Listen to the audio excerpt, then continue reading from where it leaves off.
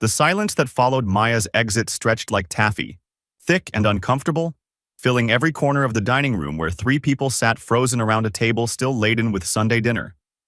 The roast beef had gone cold, congealing in its own juices, while mashed potatoes formed a skin that nobody bothered to break. Jenna stared at the sale documents spread before her, like evidence of a crime she hadn't realized was being committed. The numbers swam on the page, $740,000 in bold print, Maya's signature neat and decisive at the bottom, the date stamp from just 4 days ago. Her fingers traced the edge of the paper, leaving slight indentations in the expensive letterhead. She can't just... Jenna's voice cracked, barely above a whisper. That house has been in our family for 60 years. Their father, David, pushed back from the table with enough force to make the water glasses tremble. His face had taken on that mottled red color that appeared whenever he felt his authority challenged. The same shade he'd turned when Maya had refused to co-sign Jenna's third business loan last year. $8 million, he muttered, pacing to the window that overlooked the backyard where Maya used to practice violin every evening after school. $8 million, and she walks out of here like we're strangers. Their mother, Linda, sat perfectly still except for her hands, which twisted her wedding ring around and around her finger in a nervous habit that had developed over 32 years of marriage. She kept opening her mouth as if to speak, then closing it again, like a fish gasping for air. The grandfather clock in the hallway, the one that had belonged to Maya's grandmother, the one Maya had specifically requested be moved to her parents' house because she couldn't bear to hear its familiar chime echoing through empty rooms, ticked away the seconds with mechanical precision. Each tick seemed to emphasize the weight of what had just happened. "We need to call her," Linda finally managed, her voice thin and reedy. "This is all a misunderstanding. Maya's always been reasonable. She's just upset because we surprised her about Jenna moving in. We should have talked to her first." Jenna's laugh was bitter, sharp-edged. "Reasonable? Mom, she sold Grandma's house without telling anyone. She's been planning this for who knows how long, just waiting for the right moment to drop the bomb." She gestured wildly at the documents. "This isn't some spur-of-the-moment decision. Look at these dates. She listed it 3 weeks ago. 3 weeks." David stopped pacing and turned to face his younger daughter. In the harsh overhead light of the dining room, the lines around his eyes seemed deeper, more pronounced. "What I want to know is when she became so selfish. We raised her better than this. Family comes first. That's what we taught both of you." "Did we, though?" The question slipped out before Jenna could stop it, and both her parents turned to stare at her. She felt heat creep up her neck, but pushed forward anyway. "I mean, when was the last time we actually treated Maya like family instead of like a resource?" Linda's ring twisting intensified. "That's not fair, Jenna. We've always loved both of you equally." "Have we?" Jenna picked up one of the sale documents, studying Maya's signature. Even her handwriting looked different somehow, more confident, more decisive than the careful script Jenna remembered from their childhood. "When's the last time we asked Maya how she was doing without immediately following it up with a request for money or a favor?" The question hung in the air like smoke from a snuffed candle. David returned to his chair, suddenly looking older than his 58 years. "She never complained. If she was unhappy with helping out, she should have said something." "Should she have?" Jenna set down the paper and really looked at her parents for the first time in years. Not as the people who would always bail her out, not as the safety net that would always catch her when she fell, but as people who had somehow convinced themselves that taking was the same as loving. "Because I remember her saying no a few times. Remember when she wouldn't co-sign for my boutique? You both spent weeks telling her she was being selfish, that family sticks together, that she had more than she needed anyway." Linda's face crumpled slightly. "That was different. You needed help, and she was in a position to give it." "Was she?" Jenna pulled out her phone and scrolled through her text messages, finding the thread with Maya from 6 months ago. "Look at this. She asked me to pay her back some of the money I borrowed. Not all of it, just some of it. And I told her I was going through a rough patch and asked if she could wait a few more months." She held up the phone. "I never paid her back, not a cent. And you know what? She never asked again." The silence returned, heavier this time, weighted with the accumulation of years of small betrayals and large assumptions. The central air conditioning kicked on, filling the house with its mechanical hum, but somehow the sound only made the quiet between them more pronounced. David cleared his throat. The inheritance changes things. $8 million. That's enough to help everyone. She could pay off our mortgage, set up Jenna with a real business, maybe help with your mother's medical bills. Dad. Jenna's voice was quiet but firm. Listen to yourself. She just walked out of here, and you're already planning how to spend her money. Linda finally stopped twisting her ring. She's our daughter. Of course she'll want to help her family. Is she, though? Jenna asked, and the question surprised even her. I mean, when did we start thinking of Maya as our daughter versus our financial advisor? Our emergency fund? Our backup plan? The realization hit her like cold water. She thought about Maya's last birthday. Had anyone remembered to call her? She scrolled through her phone, looking for the date. March 15th. There were no calls logged, no texts sent. But there was a Venmo payment from Maya to Jenna for $300 on March 17th, with the note for Mom's prescription copays because Jenna had claimed she was short on cash. Maya had spent her birthday alone, then paid for their mother's medication 2 days later. Oh God, Jenna whispered, the weight of understanding settling in her chest like a stone. We've been terrible to her. Not dramatic terrible, not movie villain terrible, but just consistently, relentlessly terrible. Death by 1,000 paper cuts. David's jaw tightened. Don't be ridiculous. We're her parents. Everything we've asked of her has been reasonable. That's what family does. They help each other. When was the last time we helped her? Jenna challenged. Not accepted her help, not let her solve our problems, but actually helped her with something she needed? The question seemed to echo in the dining room. Linda opened her mouth, then closed it. David frowned, his forehead creasing as he searched his memory. She doesn't need help, he said finally. She's got her career, her condo, her savings. She's always been the responsible one. Maybe she's responsible because she had to be, Jenna said quietly. Maybe she's successful because she knew nobody else was going to take care of her. The grandfather clock chimed 9 times, its deep bronze notes rolling through the house like a funeral bell. Somewhere in the distance, a dog barked, and the sound seemed to break the spell that had held them all frozen around the dinner table. Linda stood up abruptly, beginning to clear the dishes with sharp, aggressive movements. This is ridiculous. She's upset, that's all. She'll come around. She always does. But even as she said it, something in her voice suggested she didn't quite believe it anymore. The plates clattered against each other as she stacked them, the sound harsh and discordant in the quiet house. Jenna remained seated, staring at the sale documents. $740,000. Maya had been paying taxes and insurance on that house for 5 years, probably $20,000 or $30,000 out of her own pocket, money she'd never mentioned spending, never asked to be reimbursed for. And all this time, Jenna had been planning to just move in. Like it was her right. Like Maya's sacrifices were invisible, meaningless. The front door opened and closed, followed by footsteps in the hallway. For a moment, hope flared in Jenna's chest. Maybe Maya had come back. Maybe they could fix this. Maybe... But it was just David, returning from checking the mailbox. His face was grim as he held up an envelope addressed to Maya. Forwarded from her old apartment, he said, from some law office in Singapore. They all stared at the envelope as if it might contain either salvation or damnation. The return address was embossed in elegant script.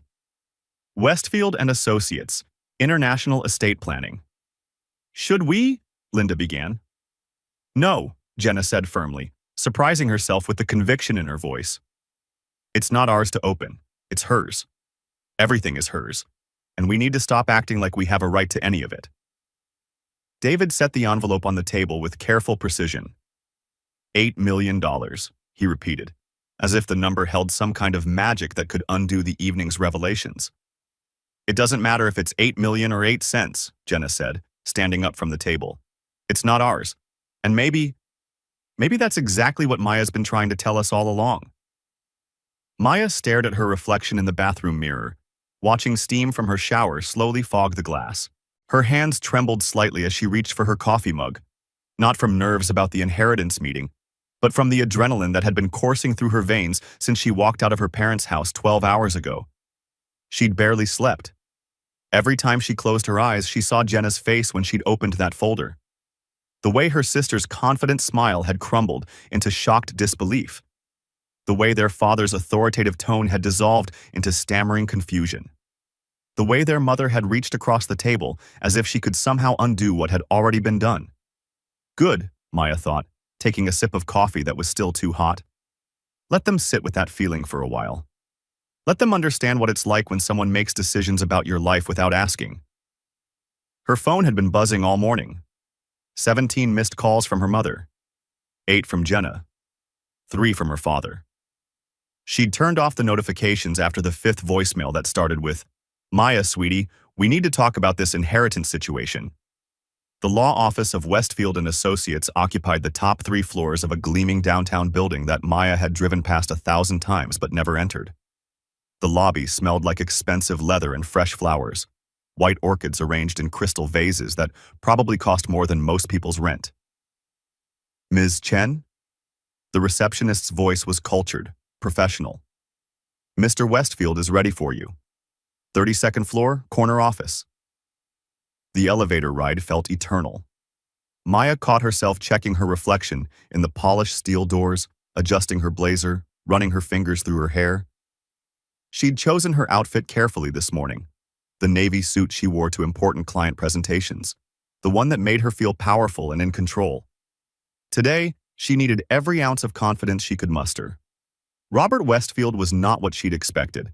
Instead of the elderly, stuffy lawyer she'd imagined, he was maybe 45, with kind eyes behind wire-rimmed glasses and the sort of warm smile that immediately put people at ease.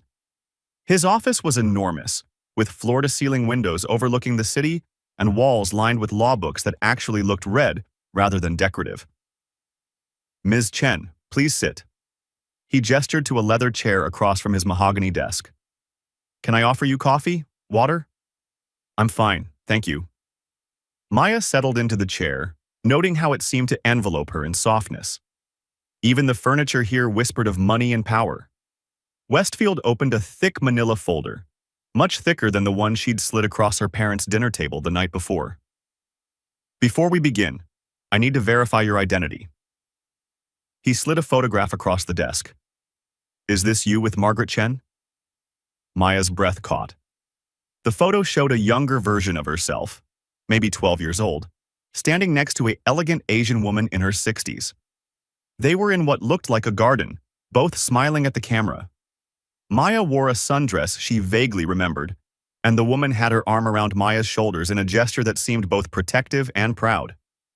I barely remember her," Maya admitted, touching the edge of the photograph. "This must have been taken when she visited from Singapore. I was so young." "You were 11, Westfield said gently. According to her notes, it was the only time she was able to visit the United States. She wrote extensively about that trip, about meeting you. She was quite impressed." He pulled out a leather-bound journal and opened it to a page marked with a ribbon. "May I read you something she wrote?" Maya nodded, not trusting her voice. Westfield cleared his throat and began to read in a measured tone. "Maya is extraordinary. While her sister performed for attention and her parents fussed over trivial matters, Maya sat with me for hours asking questions about my business, about Singapore, about the world beyond their small town. She has her grandmother's intelligence and her grandfather's determination.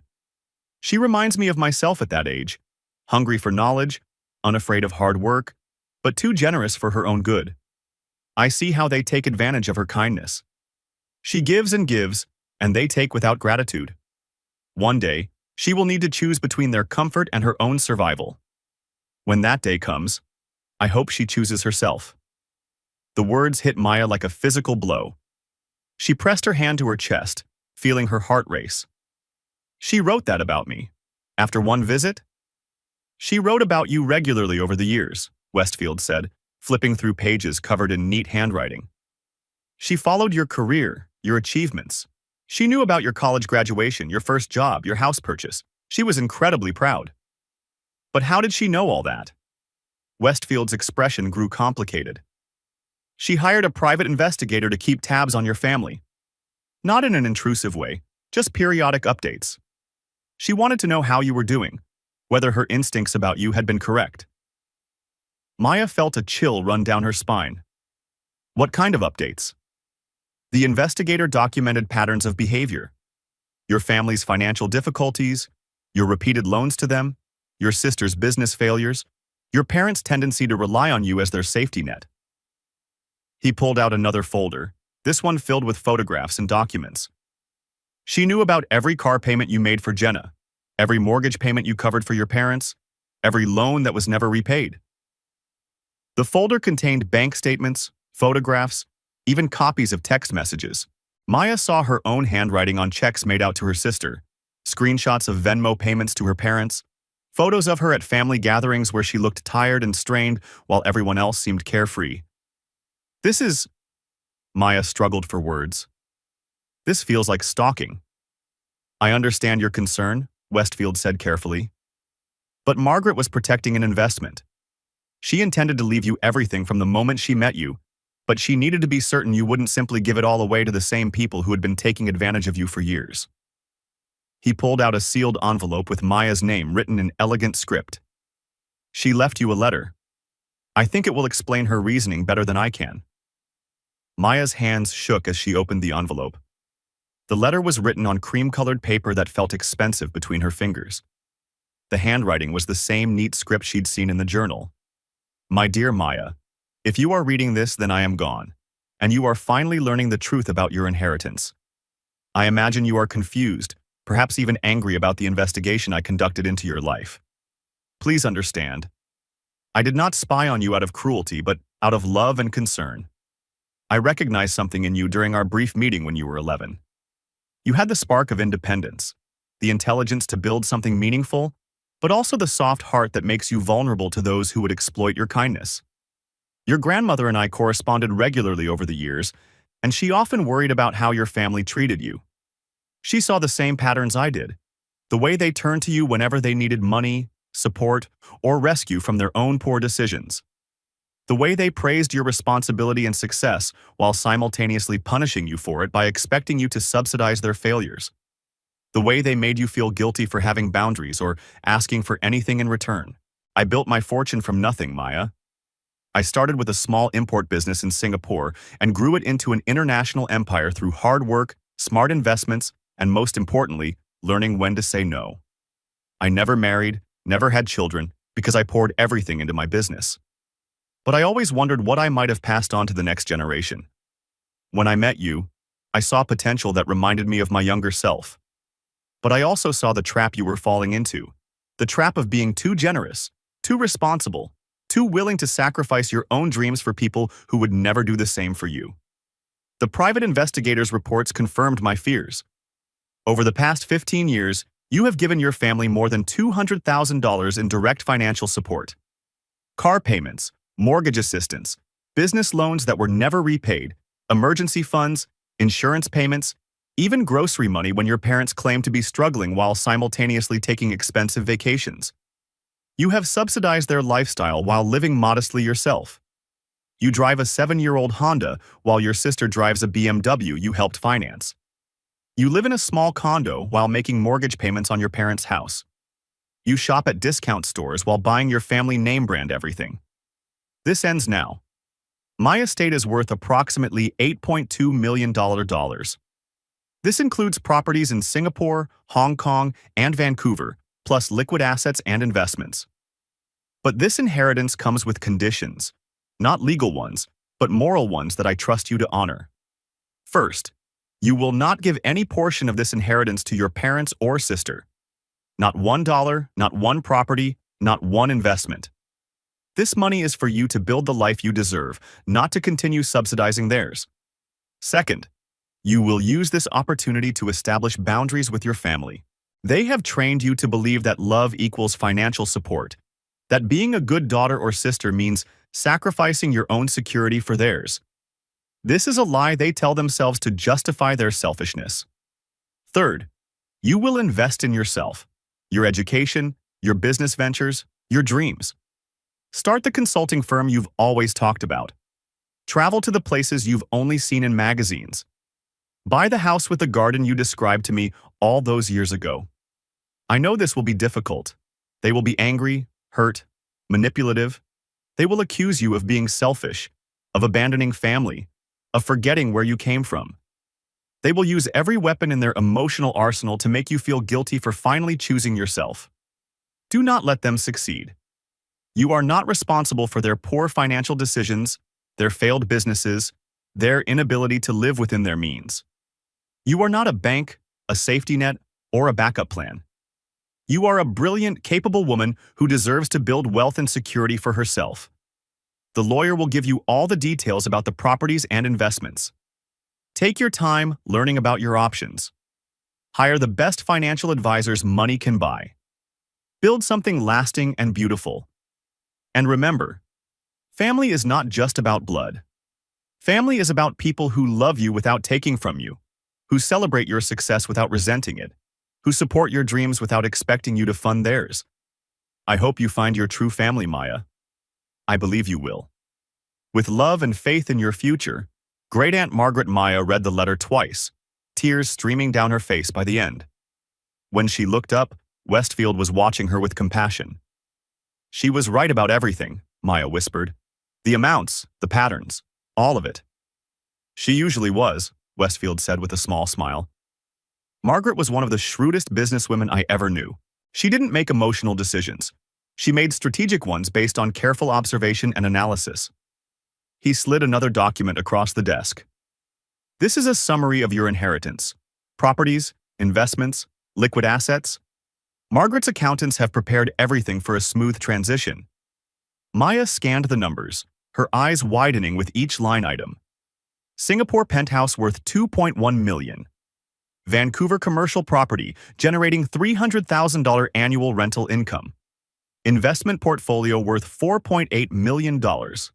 Business assets worth another $1.3 million. This is real? She asked, her voice barely audible. Very real. And as of this morning, it's all yours. Maya's phone buzzed with another call from her mother. She looked at the screen, then at Westfield, then back at the inheritance documents. For the first time in her adult life, she had the power to say no and make it stick. She declined the call. Maya's hands trembled slightly as she gripped the steering wheel, the manila envelope from Robert Westfield's office sitting like a loaded weapon on her passenger seat. The meeting had lasted 3 hours, and her entire understanding of her family had been systematically demolished, brick by brick, lie by lie. $8.7 million. 3 properties spanning Singapore, Vancouver, and surprisingly, a penthouse in downtown Seattle that she'd driven past countless times without knowing her great-aunt owned it. But the money wasn't what had left her feeling like she'd been hit by a freight train. It was the letters. 43 handwritten letters from great-aunt Margaret to grandmother, spanning 15 years. Letters that grandmother had apparently saved and left with Margaret's attorney, with specific instructions to give them to Maya when the time was right. Letters that revealed a family history Maya had never known existed. Letters that explained exactly why her parents had always treated her differently. Maya pulled into the parking lot of a coffee shop 3 blocks from her parents' house and opened the envelope again. Her hands still shook as she reread the letter dated just 2 years ago. Dear Lynn, I know you worry about Maya carrying the burden alone. She reminds me so much of you at that age. Always giving, always responsible, always putting family first even when family doesn't deserve it. But I also see her father in her, and that worries me. Not David. I mean her real father. The strength, the independence, the way she tilts her head when she's thinking. She has his eyes, Lynn. Those dark, serious eyes that see right through people's nonsense. I know you've never told her the truth about David not being her biological father, and I've respected that choice for 28 years. But she deserves to know why she's different from Jenna, why she's always felt like an outsider in her own family. She deserves to know that the man who gave her half her DNA was brilliant, successful, and chose to walk away not because he didn't love her, but because he loved you enough to let you build the life you wanted with David. I'm leaving everything to Maya not just because she cared for you, but because she's the only one in that family who inherited the backbone to handle it responsibly. Maya's phone buzzed. A text from her mother. Sweetie, we need to talk. Can you come over? We're all here waiting. All here. That meant Jenna had called in reinforcements. Probably Uncle Rick and Aunt Carol, maybe even Cousin Tom who worked in finance and would be very interested in Maya's sudden windfall. Maya typed back, "On my way." She drove to her childhood home in a strange state of calm. The fury from last night had crystallized into something harder, clearer. She parked behind 3 cars she recognized. Yep, the whole cavalry was here. Through the living room window, she could see them arranged like a tribunal. Her parents on the couch, Jenna in Dad's recliner, Uncle Rick pacing, Aunt Carol perched on the ottoman. Maya gathered the letters, the inheritance documents, and one more folder she'd stopped at her condo to retrieve. Time to burn it all down. She didn't knock. It was still her childhood home, after all. "Maya!" Her mother jumped up immediately. "Honey, sit down. We've all been talking and we think there might have been some miscommunication last night." "Have you now?" Maya remained standing, setting her folders on the coffee table. "What kind of miscommunication?" Uncle Rick cleared his throat. "Well, kiddo, your mom filled us in on this inheritance situation. That's wonderful news for the whole family. We're all so proud of you."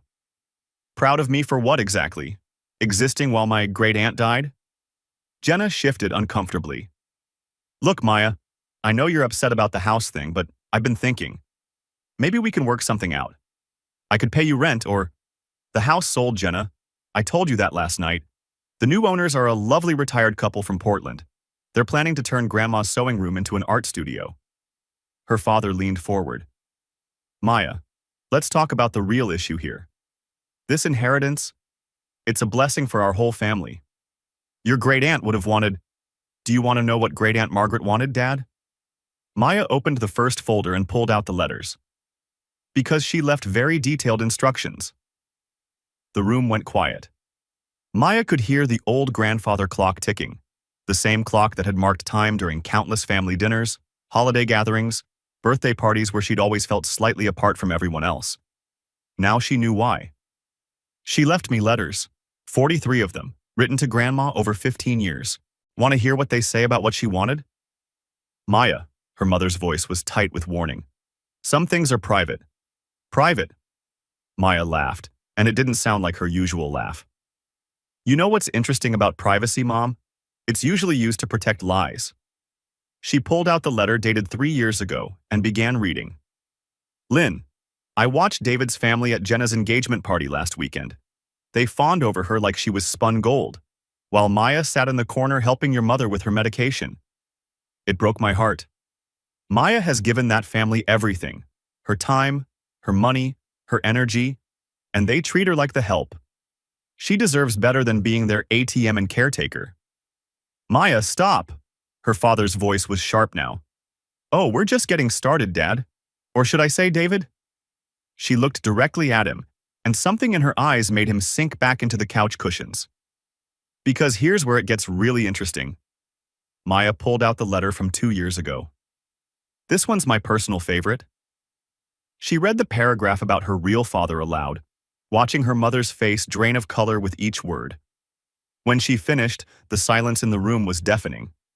Jenna was the first to speak. What does that mean?" "It means," Maya said calmly, "that David isn't my biological father." "Which explains a lot, actually. Like why I've never felt like I belonged in this family. Why you all treat me differently. Why I'm the responsible one who pays for everyone else's mistakes while being treated like an outsider." Her mother was crying now. "Maya, please, it wasn't supposed to matter. David raised you. He loves you." Maya looked at the man she'd called Dad for 28 years. His face was gray, and he wouldn't meet her eyes. "Do you, David? Love me?" she asked quietly. "Of course I do. You're my daughter." "Am I? Because you've spent my entire life making me feel like a stranger in my own family. Like I owed you something for the privilege of existing in your house." Uncle Rick tried to intervene. "Maya, honey, this is a lot to process. Maybe we should all take a step back and—" "No." Maya's voice cut through the room like a blade. "We're not taking a step back. We're moving forward. Because Great-Aunt Margaret left very specific instructions about how her estate should be handled." She opened the second folder. "She established a trust. The income from her investments, about $40,000 a month, goes to me. But the principal? She left instructions for me to distribute it as I see fit to family members who have shown genuine love and support. Every person in the room perked up. Maya could practically see dollar signs in their eyes. Now, let's talk about who's shown me genuine love and support over the years. Maya pulled out a notebook. I've been keeping track, actually. Jenna, you've borrowed a total of $37,000 from me over the past 5 years. Paid back, $0. But you did buy yourself a new car last month. That was nice. Jenna's face flushed red. I was going to pay you back when what? When your next business failed? When your next engagement fell through? Maya flipped a page. Mom, Dad. Sorry, David. I've covered your mortgage payment 4 times, paid for Mom's dental work twice, and bought your groceries more times than I can count. But when I graduated with my MBA, you missed the ceremony because Jenna had a crisis that turned out to be her wanting to return a dress. That's not fair, her mother whispered. Fair? Maya laughed again, and this time it was sharp enough to cut glass. Let's talk about fair. When I was in the hospital with appendicitis 2 years ago, how many of you visited? Anyone remember? The silence stretched on. I'll give you a hint. It was the same number of people who helped me move into my condo, the same number who called when I got my promotion, the same number who remembered my birthday last year without Facebook reminding them. She closed the notebook. 0. The answer is 0. Aunt Carol finally spoke up. Maya, we're family. Family forgives. You're right. Family does forgive. Maya stood up, gathering her papers. Which is why I'm not going to sue Jenna for the money she owes me. And I'm not going to report David for claiming me as a dependent on his taxes while I was paying my own rent in college. Her father's head snapped up. How did you? Great Aunt Margaret was very thorough in her research before deciding who should inherit her fortune. Turns out she hired a private investigator to look into our family dynamics. Amazing what public records can tell you about a family's financial arrangements. Maya pulled out one final document. But here's the thing about forgiveness. It doesn't mean I have to keep enabling the same behavior.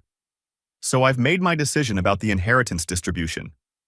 She placed a single check on the coffee table. Everyone leaned forward to see it. $500 to Grandma's church, in memory of the woman who actually loved me unconditionally. Maya looked around the room. That's it. That's the distribution. Maya, you can't be serious, Uncle Rick sputtered. We're your family. No, Maya said quietly. You're David's family. You made that very clear over the past 28 years. I was just the obligation you tolerated because Mom felt guilty. She walked toward the door, then paused. Oh, and Jenna? Since you're so concerned about having a place to live, I have a suggestion. Great Aunt Margaret's penthouse downtown has been sitting empty. The trust is selling it next month. I'm sure the new owners would be happy to discuss rental terms with someone who has excellent credit and references. Jenna's face went white. Maya, please. I can't afford downtown rent. Then I guess you'll have to figure something out. You know, like I've been doing my entire adult life. Maya opened the door. It's amazing how resourceful you can be when no one's enabling your poor choices. Her mother called out desperately, Maya, wait, we can talk about this. We can work things out. Maya turned back one last time. Mom, I spent 28 years trying to earn a place in this family. I'm done auditioning. I'm done being the bank, the babysitter, the cleanup crew for everyone else's messes. I'm done pretending that blood makes you family when you've never treated me like I belonged. She looked at each of them one final time. Great Aunt Margaret was right about one thing. I did inherit a backbone. Just took me a while to learn how to use it. Maya walked out of her childhood home and closed the door behind her with a soft click that sounded like freedom. The morning air in downtown Seattle carried the scent of rain and fresh coffee as Maya walked toward the towering glass building that housed Westfield & Associates. Her heels clicked against the wet pavement in a steady rhythm that somehow calmed her racing thoughts. She'd barely slept, replaying the dinner conversation and that unexpected phone call over and over in her mind. The lobby was all marble and understated elegance, the kind of place that whispered old money and serious business. Maya gave her name to the receptionist, a woman with silver hair and kind eyes who smiled warmly and directed her to the 42nd floor. Robert Westfield turned out to be nothing like Maya had imagined.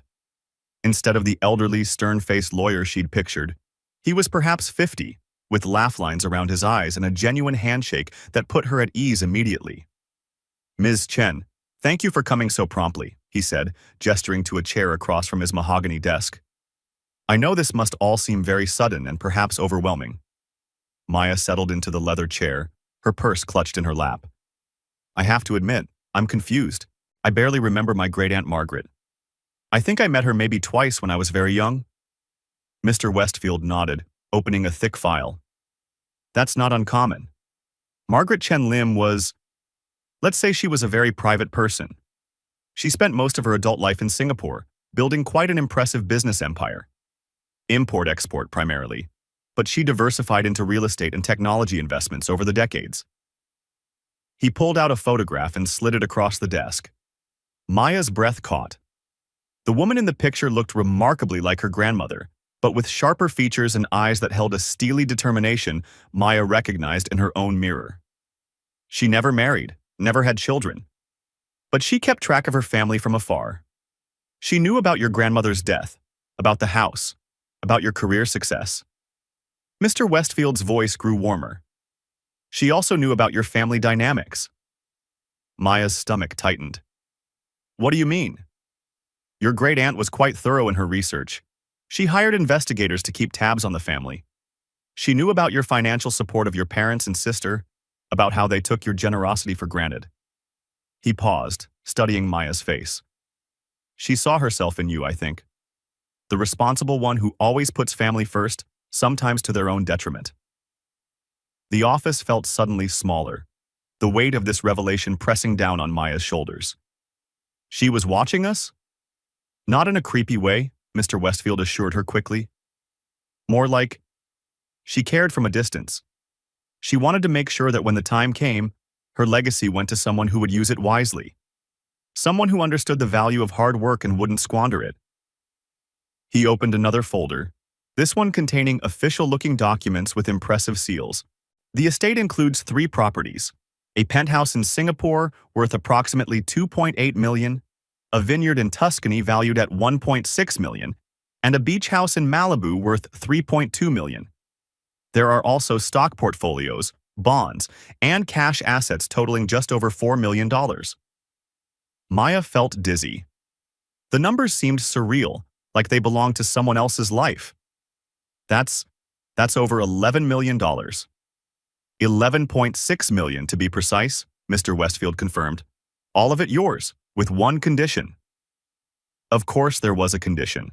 Maya had learned long ago that nothing in life came without strings attached. What kind of condition? "You have to promise to live for yourself first, to stop being everyone else's financial safety net unless you genuinely want to help, not because you feel obligated."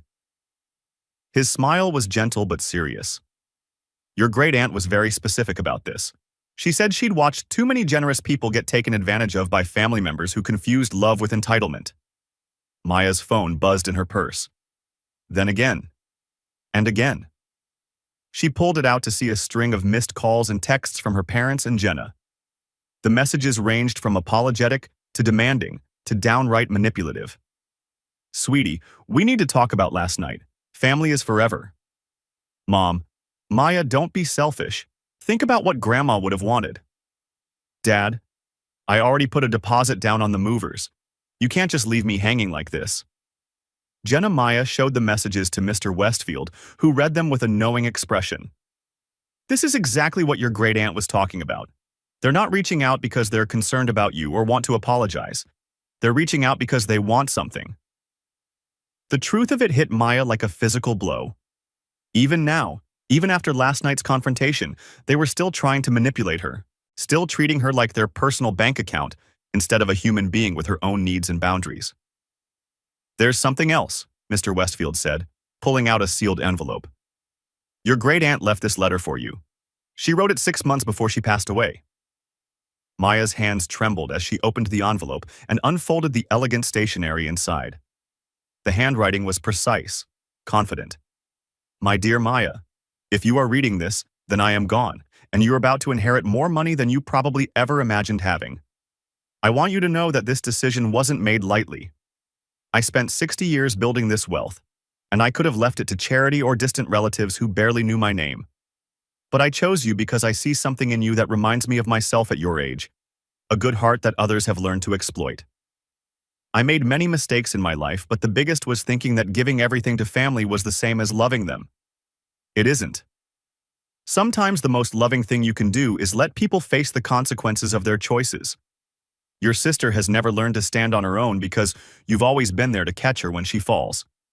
Your parents have never had to truly budget or sacrifice because they know you'll step in when things get tight. They've confused your kindness for weakness, and in doing so, they've robbed you of the family relationships you deserved. This money comes with a responsibility, not to them, but to yourself. Use it to build the life you want, not the life others expect you to fund. Travel, take risks, maybe even start that nonprofit you dreamed about in college. But most importantly, learn to say no without feeling guilty about it. You are not responsible for fixing everyone else's problems. You never were. With love and hope for your future, Great-Aunt Margaret Maya's vision blurred as tears spilled down her cheeks. This woman she barely remembered had seen her more clearly than her own parents did. Had understood the weight Maya carried and the toll it took on her spirit. Her phone rang again. This time it was her mother, and Maya found herself answering without thinking. Maya, thank goodness. Listen, about last night. Mom, I can't talk right now. I'm in a meeting. A meeting about the inheritance? Sweetie, we need to discuss this as a family. This is a blessing for all of us. The automatic response rose to Maya's lips. The apology, the explanation, the gentle backing down she'd perfected over the years. But Great-Aunt Margaret's words echoed in her mind. You are not responsible for fixing everyone else's problems. No, Mom. This is a blessing for me, just me, and I'm going to honor that. Maya Elizabeth Chen, don't you dare. Maya hung up and turned off her phone. Mr. Westfield had been pretending to review documents, giving her privacy, but now he looked up with approval. That sounded like progress. It felt terrifying, Maya admitted, wiping her cheeks. But also, liberating. Your great-aunt would be proud. He gathered the papers into neat stacks. Now, we have some practical matters to discuss. The properties will need to be inspected and decisions made about whether to keep or sell them. The financial assets need to be transferred to accounts in your name. And there are some tax implications we'll need to navigate. Over the next 2 hours, Maya signed more documents than she'd ever seen in her life. Each signature felt like a small act of rebellion against the version of herself who always put everyone else first. When they finished, Mr. Westfield walked her to the elevator. One more thing, he said, handing her a small velvet box. This was your great-aunt's. She wanted you to have it. Inside was a simple gold necklace with a pendant shaped like a key. Maya fastened it around her neck, feeling its weight settle against her collarbone like a promise. The elevator ride down felt like a descent into a new life.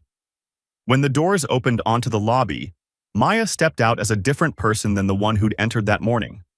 She was still Maya Chen, still the responsible older sister and dutiful daughter. But now she was also the inheritor of $11.6 million, and the wisdom of a great-aunt who'd learned to choose herself. Her phone, when she finally turned it back on, showed 47 missed calls and 63 text messages. Maya scrolled through them with detached interest, watching her family's panic escalate with each unanswered attempt at contact. The messages evolved from demanding to pleading, to angry, to desperate, and back to pleading again. But mixed in among her family's increasingly frantic communications was a text from her college roommate Sarah. Coffee this weekend? I have news about the nonprofit I'm starting for financial literacy education. Could use someone with your business background. Maya smiled, typing back, Coffee sounds perfect, and I might have some ideas about funding. As she walked back to her car, Maya felt the key pendant swing gently against her chest with each step. The weight of obligation that had pressed down on her shoulders for so many years was finally lifting, replaced by something she'd almost forgotten existed. Possibility. The future stretched out before her, vast and uncharted and entirely her own. For the first time in her adult life, Maya Chen was free to discover who she might become when she wasn't too busy saving everyone else.